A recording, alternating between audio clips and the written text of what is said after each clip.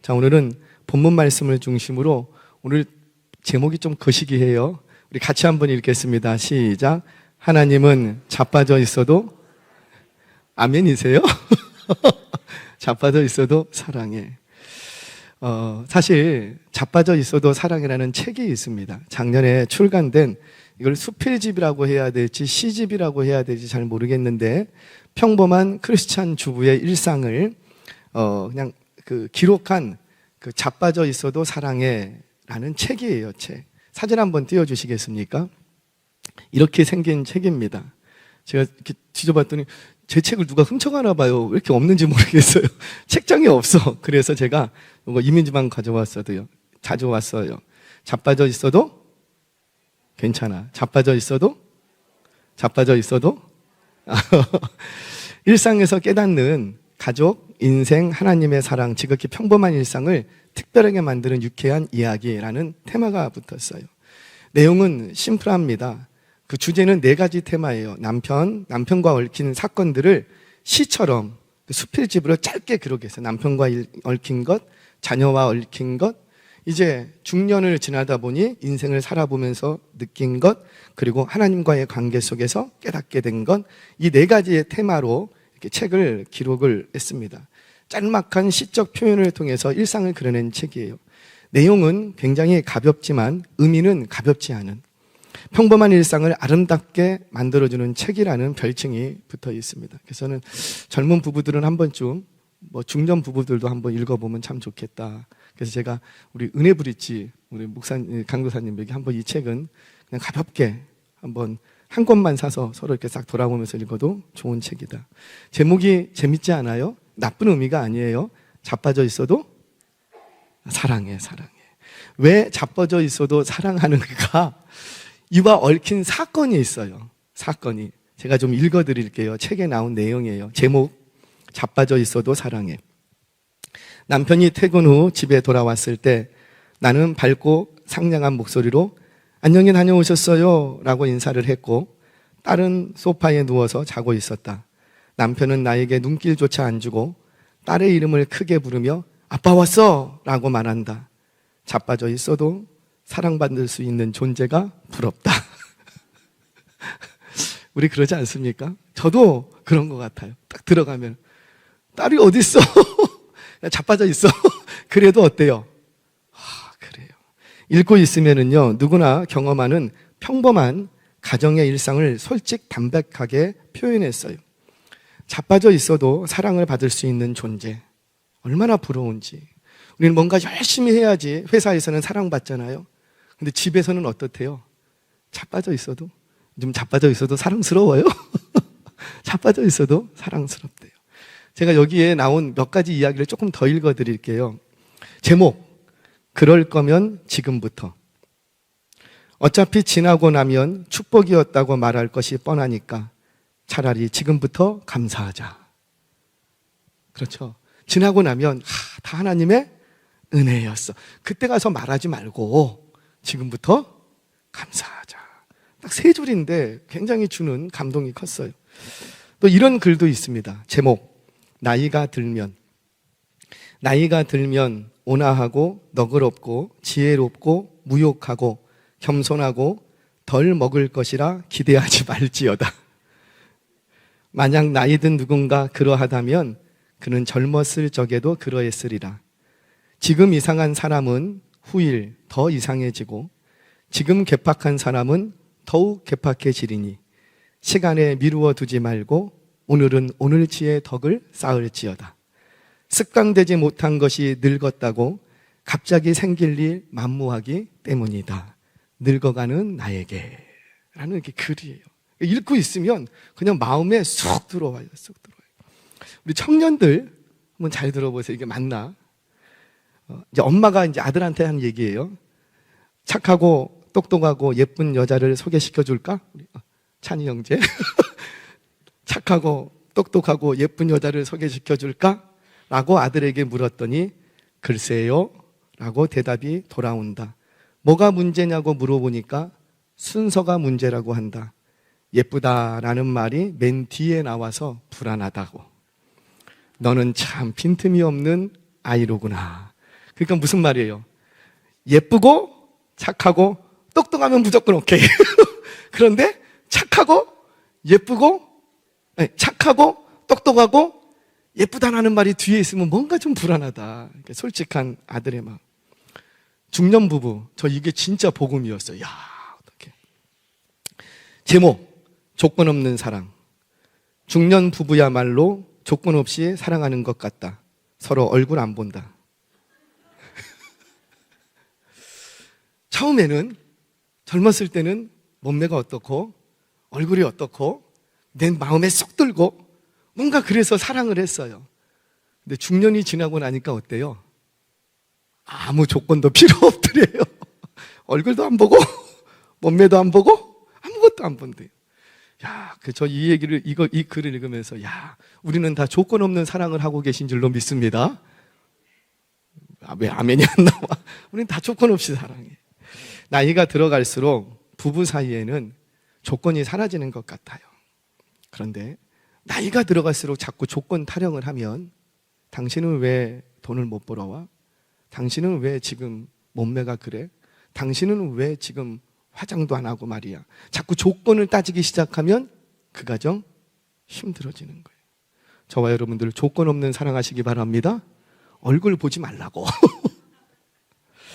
오늘 본문을 묵상하다가요, 제가 퍼뜩 이 색이 생각이 나더라고요. 사랑하는 여러분 기억하세요. 하나님은 저와 여러분이 자빠져 있어도 사랑하신답니다. 우리가 뭔가 대단한 일을 하지 않아도 그저 자빠져 있어도 우리를 사랑하신다라는 거예요. 이 사랑에 의심이 없기를 바랍니다. 뭔가 내가 대단한 업적을 남겨야지만 나를 사랑하시는가? 심지어 우리에게 주신 사명을 내가 완벽하게 잘 감당해야지만 나를 사랑하시는가? 아니랍니다. 하나님의 사랑은 그런 조건이 없으시답니다. 그래서 하나님의 사랑은 절대 사랑이에요. 아멘이세요? 조건을 보지 않는 무조건적인 하나님의 사랑이시라는 거예요. 호세아에서 우리가 계속해서 말씀을 묵상하지만 호세아에서 주시는 말씀의 본질이 바로 그거 아닌가요? 고멜과 같은 우리를 향해서 그 변하지 않는 사랑, 사랑하시되 끝까지 사랑하시는 그 사랑, 여전한 사랑, 끈질긴 사랑, 절대 포기하지 않는 그 사랑. 그래요. 우리 하나님은 우리를 향해서, 저와 여러분을 향해서 조건 있는 사랑이 아닌 줄 믿으시기를 바랍니다. 그러면 우리는 아무렇게나 살아도 되겠죠? 맨날 자빠져 있어도 되겠죠? 그거는 아니라는 거죠. 그러나 우리 하나님이 우리를 사랑하실 때는 내가 뭔가를 갖추고 있어야지만, 뭔가를 이루어야지만, 심지어 네가 내 말을 잘 들어야지만 사랑하시는 것이 아니랍니다. 우리를 향한 그 하나님의 사랑은 절대 사랑이기 때문이에요. 그럼에도 불구하고 우리는 왜 그 하나님의 사랑을 받으면서도 왜 그 하나님의 사랑을 의심할까? 왜 그럴까요? 내가 원하는 대로 표현을 안 해줘. 부부간에도 그렇더라고요. 나 사랑해? 꼭 말 들어야지 알겠어요? 근데 한쪽에서는 듣기를 원해. 근데 안 해도 사랑하는 거 본인이 알아. 알면서도 어떻게 해요? 우리는 자꾸 듣기를 원해요. 듣기를 원해요. 그것 때문에 우리는 실망합니다. 안 해준다고. 우리는 하나님이 나를 사랑한다면 이렇게 해주기를 원하죠. 하나님이 나를 사랑하신다면 하나님은 반드시 이렇게 해주실 거예요. 내가 이렇게 기도하니까 나를 사랑하시는 하나님이 이렇게 응답해 주실 거예요. 나를 안아주시고 건져주시고 필요한 것들을 채워주시고 공급해 주시고 여러 위험으로부터 지켜주시고 보호해 주시고 그렇게 이렇게 해야 내가 원하는 대로 해 주어야 우리를 사랑한다고 우리는 자꾸 생각하는 거예요. 이게 우리의 가치 기준이에요. 인간적인 사랑이라는 거죠. 물론 우리 하나님은 우리가 원하는 대로 해 주세요, 안 주세요? 안 해주신다면 거짓말이지. 해 주세요, 안 해주세요? 해 주시잖아요. 우리를 안아달라면 안아주시고 건져달라면 건져주시고 나 이거 필요해요 채워달라면 채워주시고 그게 우리 하나님이에요. 그러나 그것만이 우리를 향한 하나님의 사랑의 전부가 아니라는 거예요. 우리를 향한 하나님의 사랑은 다양한 모습으로 우리에게 나타납니다. 그렇다면 도대체 하나님의 사랑은 어디서 확인될 것인가? 어떻게 우리를 사랑하는 모습으로 보여주시는가? 오늘 본문 속에서 세 가지의 모습을 발견하려고 합니다. 첫 번째, 하나님은 우리를 사랑하시되 어떻게 사랑하시는가? 사람을 통해서 사랑하신다는 거예요. 누구를 통해서? 사람을 통해서. 미운 사람, 고운 사람, 내 마음에 드는 사람, 내 마음에 안 드는 사람, 내가 좋아하는 사람, 내가 싫어하는 사람, 사람을 통해서 내가 너를 얼마나 사랑하고 있는지를 사람을 통해서 드러내 주신다라는 거예요. 근데 우리는 하나님의 날 사랑하면 하나님이 짠 하고 나타나서 내가 뭔가 하나님이 직접 뭔가 해주기를 바라죠. 아니라는 거예요. 하나님은 우리를 사랑하시되 누구를 통해서 사랑하신다고요? 사람을 통해서. 자, 우리 본문 보겠습니다. 1절 같이 한번 읽겠습니다. 시작. 이스라엘이 내가 사랑하여 내 아들을 애굽에서 불러냈거를. 아멘. 자, 잠시만 자막을 좀 띄워놔 주세요. 이스라엘이 어렸을 때에 내가 사랑하여, 무슨 말이에요? 애굽에서 불러냈거를. 지금 언제 사건을 가지고 와서 말씀하시는 거죠? 그렇죠. 출애굽 사건이에요. 출애굽 사건. 자, 그런데 그때는 그들이 장성했을 때다, 어렸을 때다. 어렸을 때. 왜? 430년 동안 하나님과의 교제가 없었다고요. 그리고는 어느 날 하나님께서 나타나셔서 아직 이들이 하나님에 대한 올바른 지식이 없을 때, 아직 하나님과 눈에 초점을 맞추지 못하고 있을 그때 하나님은 사랑하셨대요. 어릴 때에 사랑하셨답니다. 이게 무슨 말일까요? 사랑을 받을 만한 어떤 자격을 갖추고 있지 않을 그때, 아무것도 모르고 있을 그때, 하나님을 잘 몰라. 아이가 출산을 했는데 나하고 눈도 못 맞춰. 이 아이는 내가 아빠인지 엄마인지 할머니인지 할아버지인지 알아요, 몰라요? 어떻게 알아? 거기서 애도 안 남았으면서 몰라요. 아기 때는 몰라요. 어릴 때는 몰라요. 참 아이들은 자기가 배고파요. 자기가 배가 고픈데 먹을 게 있어. 그러면 아빠 먼저 드세요. 그래. 아니면 자기 입이 먼저 들어가요. 자기 입이 먼저. 자기가 추워요. 덮을 게 있어요. 그러면 엄마 먼저 덮으세요 라고 해요. 자기 먼저 갖고 와서 덮어요. 자기 먼저. 왜 그러는 거예요? 아직 부모님을 제대로 몰라. 왜? 아직 어리기 때문이라는 거죠. 어리기 때문에.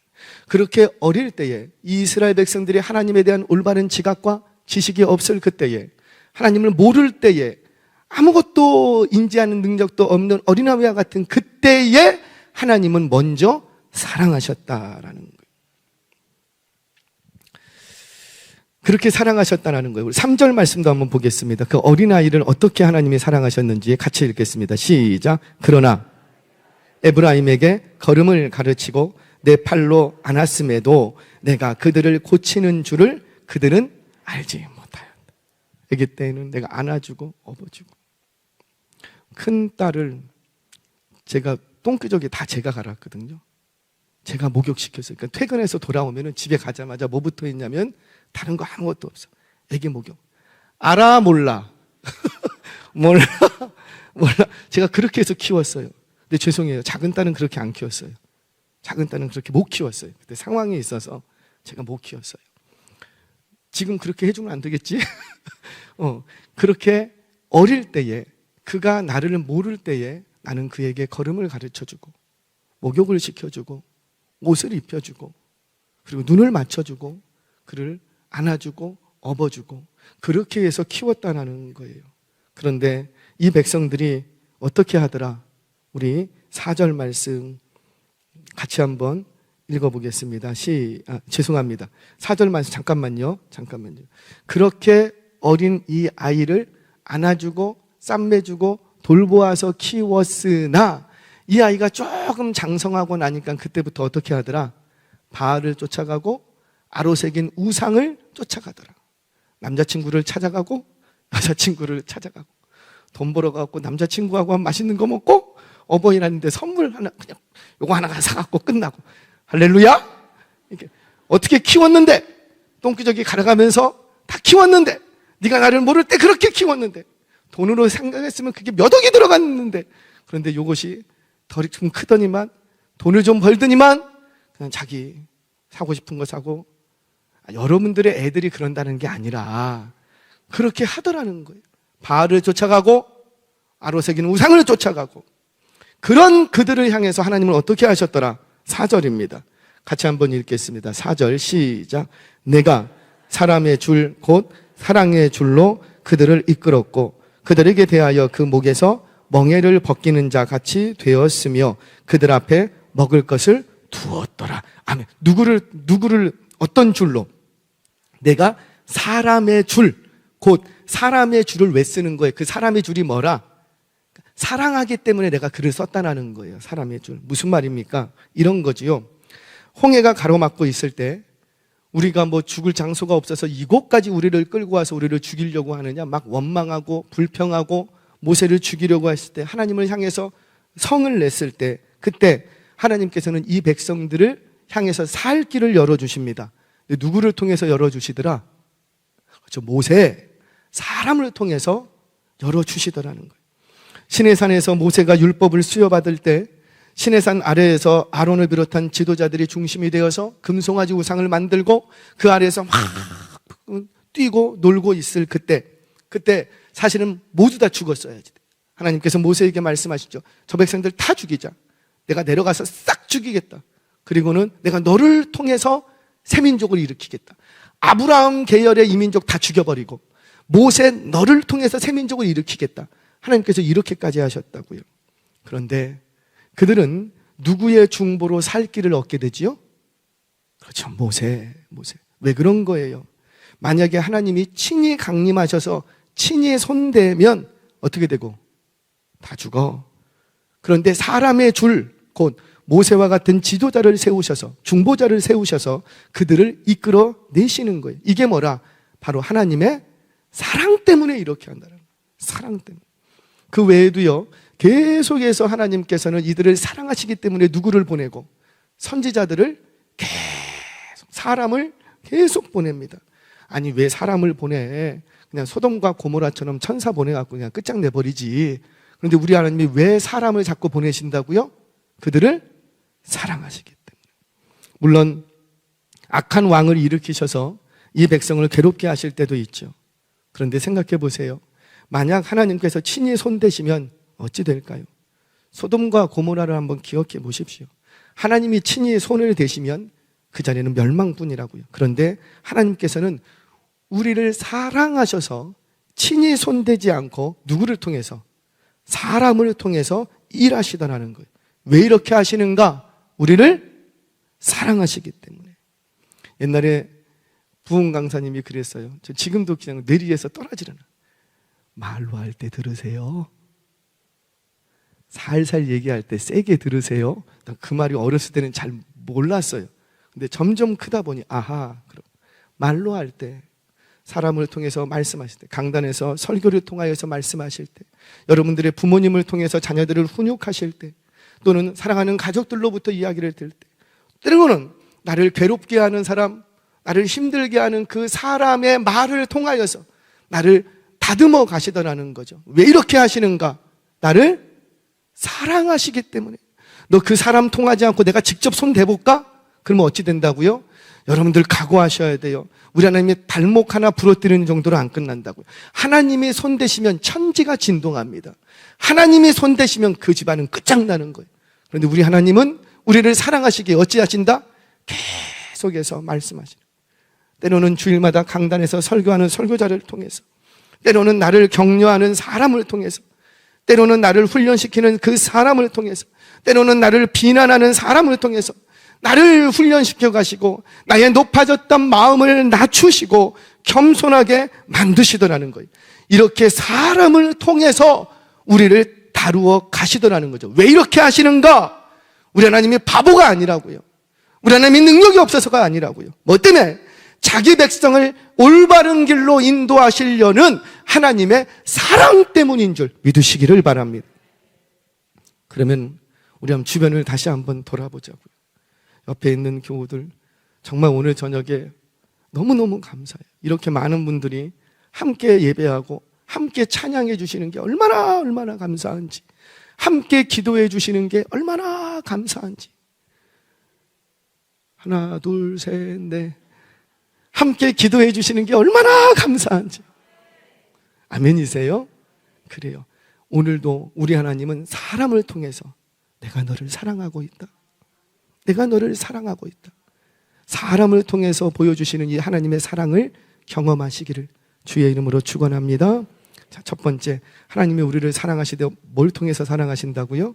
사람을 통해서. 자, 두 번째, 하나님은 우리를 사랑하시되 때로는 고난의 환경을 통해서도 사랑하시더라는 거예요.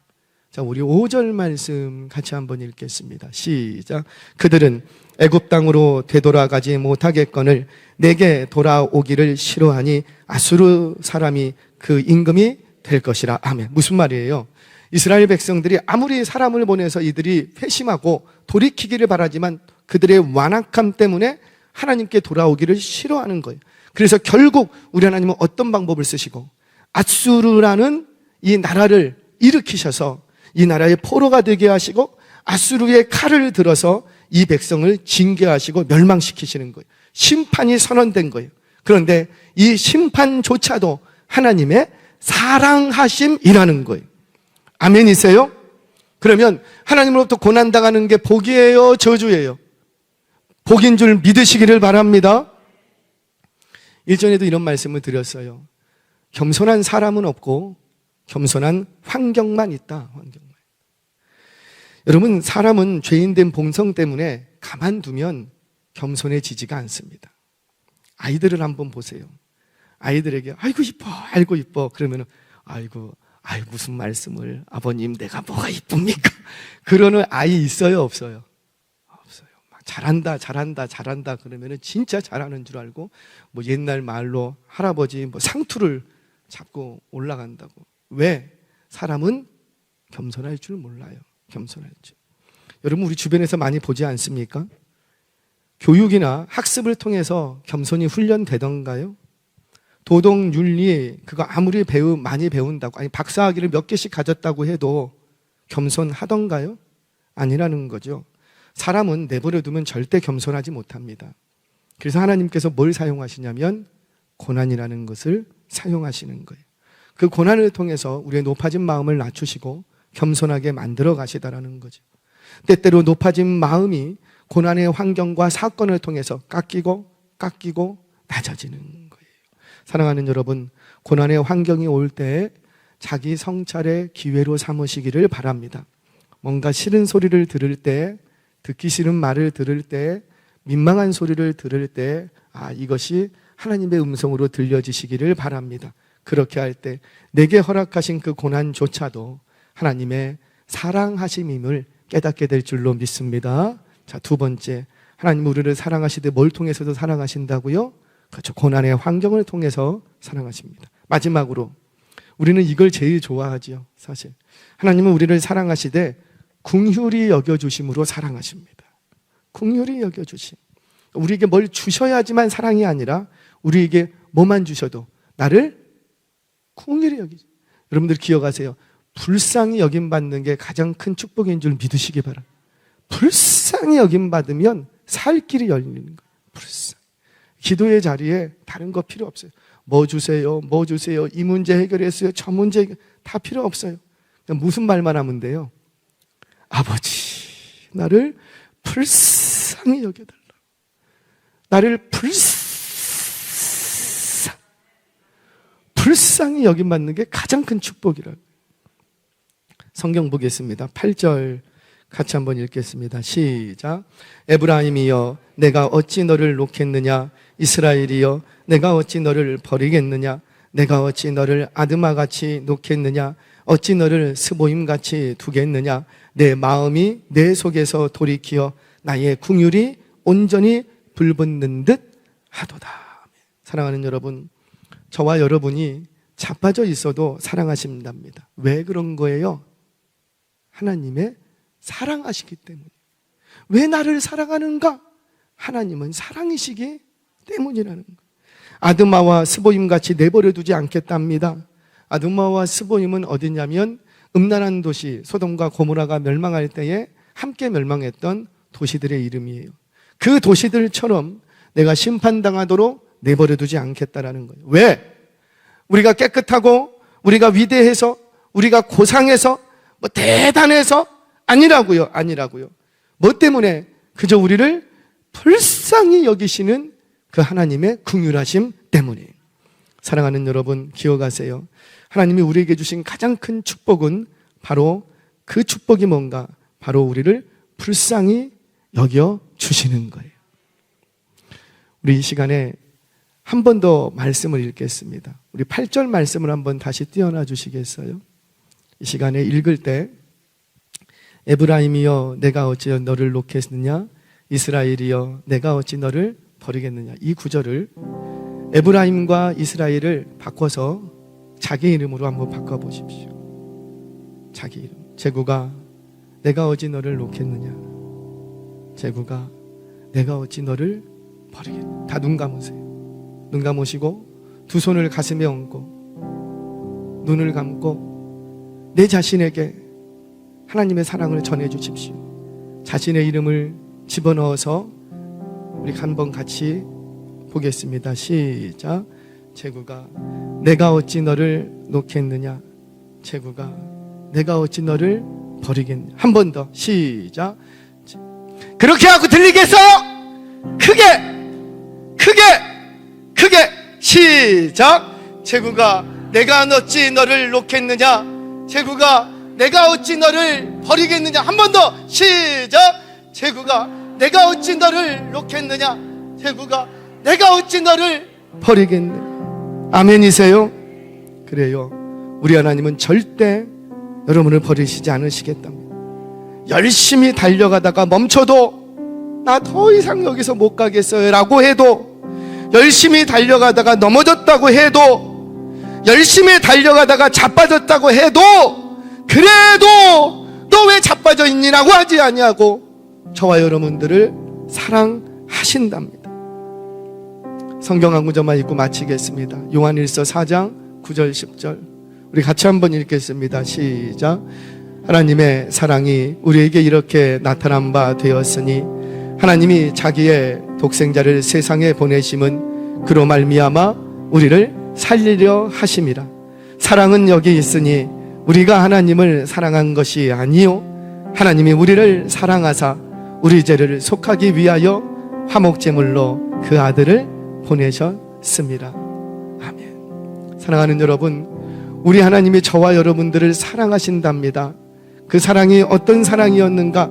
당신의 하나뿐이 없는 아들을 십자가에 내어주면서 사랑하셨다. 당신의 아들까지 내어주셨으면, 당신의 생명과 같은 아들까지 내어주셨으면 다 주신 거라고요. 다 주시는 거예요. 자신의 영까지 주신 하나님께서 이번에는 자신의 아들까지 저와 여러분들에게 내어주셨다라는 거예요. 그 사랑이 저와 여러분을 죄에서 구원하고 영생으로 이끄는 줄 믿으시기를 바랍니다. 그 하나님의 사랑은 지금도 여전하셔서 저와 여러분이 때로는 사람을 통해서 사랑하시고, 때로는 고난의 환경을 통해서 사랑하시고, 때로는 나를 불쌍히 여기시는 긍휼하심으로 사랑하시는 거예요. 이 사랑이 저와 여러분을 살립니다. 혹시 주변에 실망하고 낙심하고 시험 든 영혼들이 있습니까? 열심히 달려가다가 미끄러지고 넘어지고 자빠진 영혼이 있습니까? 잠시 시간의 끈을 놓쳤습니까? 괜찮아요. 너 왜 신앙의 끈을 놨니? 라고 말할 것 없어요. 우리 오늘 그들을 위하여서 중보하며 기도하며 뿐만 아니라 그들을 찾아가서 전해주시기 바랍니다. 당신 하나님이 여전히 사랑하신대. 당신 지금 잠깐 신앙끈 놓고 있는데 그래도 하나님은 당신을 사랑하신대. 그 사랑의 말을, 여러분들이 경험하신 그 사랑을 그 영혼에게 전해주시기를 바랍니다. 기억하세요. 하나님은 자빠져 있어도 우리를 사랑하신답니다. 그 사랑으로 힘을 얻고 영혼을 바라보며 영혼을 기도하며 영혼을 사랑할 수 있는 저와 여러분 되시기를 주의 이름으로 축원합니다.